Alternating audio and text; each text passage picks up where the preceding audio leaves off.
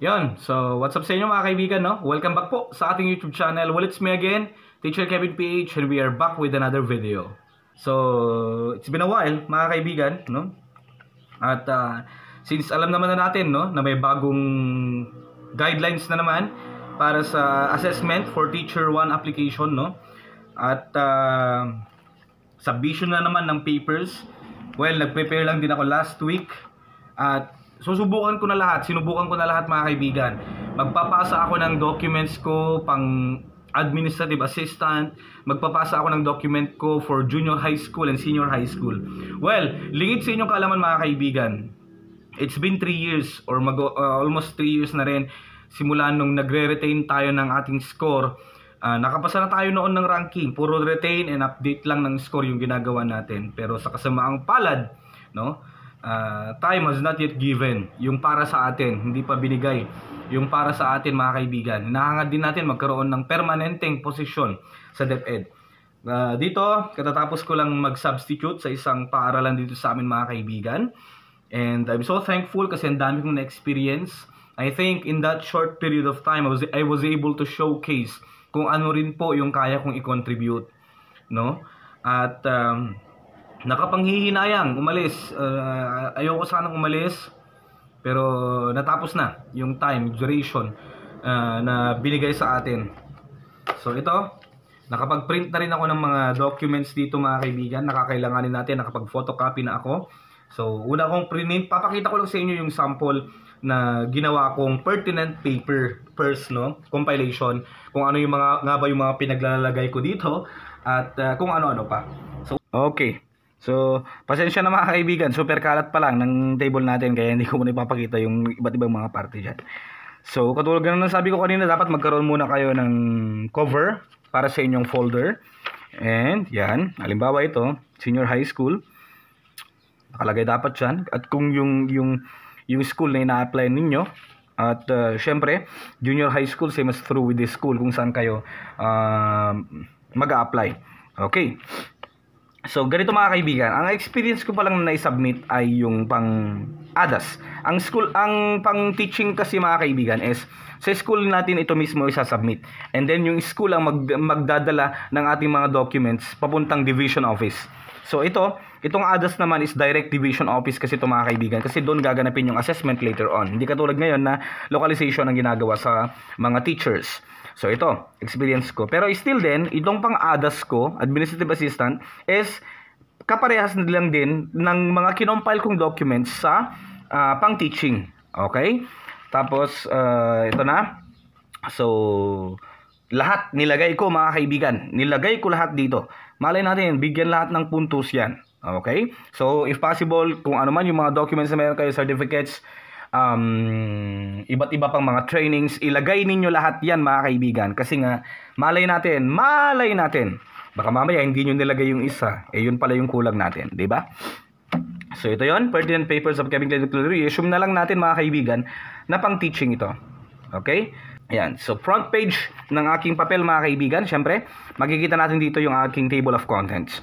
At makikita naman natin dito, naglagay ako ng label na letter A, B, C hanggang L, no? Hanggang sa matapos lahat yung nakalagay dun sa requirements.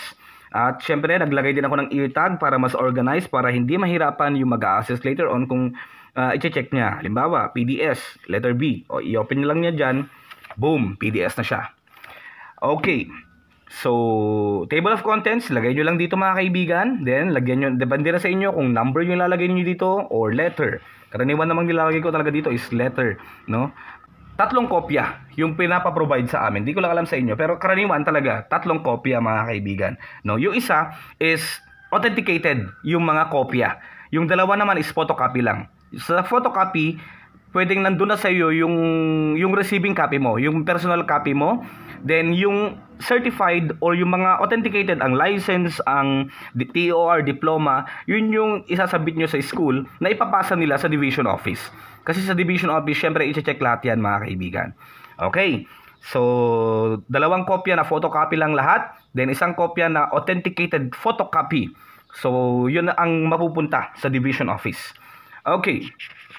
At ito, syempre, naglagay din ako ng mga covers dito. Di ba, ito yung mauna, letter of intent. Mga covers, para ito yung paglagyan natin ng ear tag. Okay, letter of intent. Dito na. Boom. Dapat pirmado nyo yan. And then, personal data sheet, letter B. So, nandito na naman. Personal data sheet niyo mas maganda ipa-notarize nyo na lang mga kaibigan. So, not-notarize din nyo sa akin.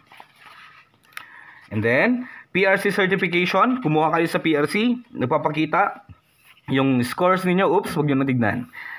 Basta't yung parang rating to mga kaibigan. Certified photocopy ng license ninyo. Yan. Ito na lang yung parang personal copy ko na natira sa akin mga kaibigan. Yan. And then, rating. Syempre, oops, huwag nyo natignan yung score ko. Pero di ako mahihiya. 79.60 lang. Yan. Certified photocopy ng diploma. Photocopy lang to sa akin pero yung pinasa ko sa division office ay certified talaga, no? Yan, yung aking TOR. Certificate of Employment. Ito, ilagay nyo dito yung mga certificate of employment niyo sa inyong mga workplace, no? Kailangan din dito mga kaibigan ng clearance. Kung galing kayo sa mga private school, dapat patunay yon na you have freely go out, no, or went out with that institution. Dapat wala kayong problema dyan. Boom. Ito yung ano ko noon, first time ko mag-substitute. Way back then, 19,000 pa lamang ang sahod. Tapos ito naman nung nasa private school na ako. Dapat naka-indicate, no, sa inyong tawag dito. Dapat naka-indicate, no, sa inyong COE certification yung duration ng pag-stay ninyo. August 1, 2018 to May 31, 2021. Yan. And then yung teacher's clearance, which is approved na tayo dito. And then, eto pa, yung last na pinag-substitute ko mga kaibigan, November 21 to March 2, 2023. Yan. Ito naman, Certificate of Relevant Trainings. Lahat dito nilagay ko, ICT trainings and more. Lahat as in lahat nilagay ko. Inline man o hindi sa aking pagtuturo. Malay natin, bibigyan lahat ng puntos to. Diba? Proof of residency ninyo, syempre, it can be voter certification or barangay certification. Certificate of residency. Yan. And then, other documents, dito ko na nilagay mga kaibigan, yung, nakalagay kasi dito, latest approved appointment, performance rating, MOBs for outstanding accomplishments.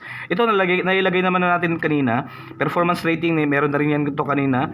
MOB for outstanding accomplishments, lagay natin. Dito, nakalagay dito lahat yung certifications ko mga kaibigan, bilang nag-serve ako ng technical assistance sa aming mga teachers, nung nag-substitute ako. Ito, photocopy lang siya pero pinalagyan ko na lang siya ng dry seal para mas maging valid siya. So as in lahat dito nilagay ko mga kaibigan, lahat ng mga awards ko, speakerships and more. Yan. Magkakaroon tayo ng separate vlogs patungkol sa mga content dito. As coach din to. Yan, as coach. At marami pang iba, lahat ng mga awards ko bilang speaker and more. Yan. Marami pang iba. And then, yung omnibus certification na to. Boom. And then, yung checklist of requirements. Dito. Lagyan nyo lang ng check yung mga nakompleto yung requirements dito.